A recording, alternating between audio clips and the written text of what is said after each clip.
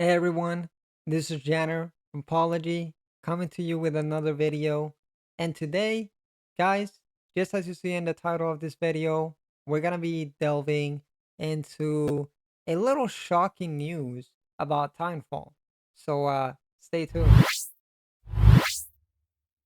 Now, from this article from Reuters, which they themselves are kind of reiterating from Bloomberg, they report Electronic Arts lays off hundreds, cancels Titanfall game, Bloomberg News reports. And so if we go down here, April 29th, Electronic Arts is laying off hundreds of workers and is canceling a Titanfall game that was in development at Respawn Entertainment Unit. Bloomberg News reported on Tuesday, about 300 to 400 positions were eliminated, including around 100 at Respawn.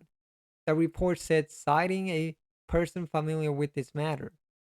As part of our continued focus on our long term strategic priorities, we've made select changes within our organization that more effectively align teams and allocates resources and services of driving future growth, a company spokesperson told Reuters in an email.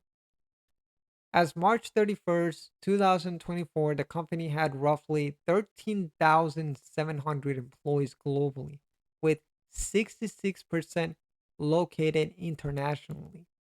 We've made the decision to step away from two early stage incubation projects and make some targeted adjustments across Apex Legends and Star Wars Jedi, Respawn said in a post on X. Respawn added it would continue working on an upcoming season of Apex Legends and for its Star Wars endeavors. The studio said the next chapter of the Star Wars Jedi series is aiming to raise the bar again for storytelling and gameplay.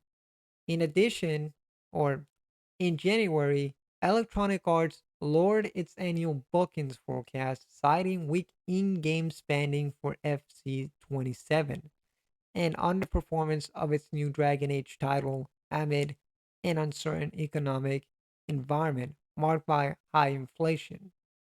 Now, if you guys don't know what FC25 is, it's basically a rebranded FIFA.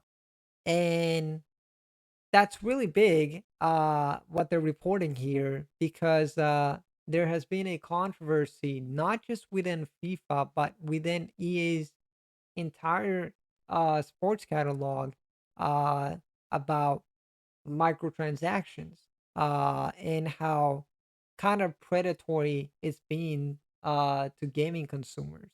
So it's kind of shocking to hear this, that players are actually not spending money on foot cards or anything of that nature. So it's kind of telling EA, yeah, maybe we shouldn't be doing this and actually just be focusing on making a good game. Uh as some YouTubers have already covered its sports titles. And of course, Dragon Age itself has also been mired in some controversy. So yeah, take what you will with that. That's something that is really kind of really interesting, just reading this here. Now, furthermore, now if we look at the player count for Apex Legends here, we can see that it's sitting at about 176,000, with its all-time peak sitting at 624,000 players. But there's a caveat to that. That was actually all the way back in May, or I should say, February of 2023. And if we go up, we can clearly see that peak is dropping alongside the average player count, which is sitting at 109. So that number has been dropping since that time period. So you can clearly see that Apex Legends isn't really the success that EA is hoping it to be. They're kind of losing a player base, and just in general, a lot of people aren't really playing battle royales anymore. It's not 2020 anymore. And really, the only game that kind of has a stake on this is really Fortnite.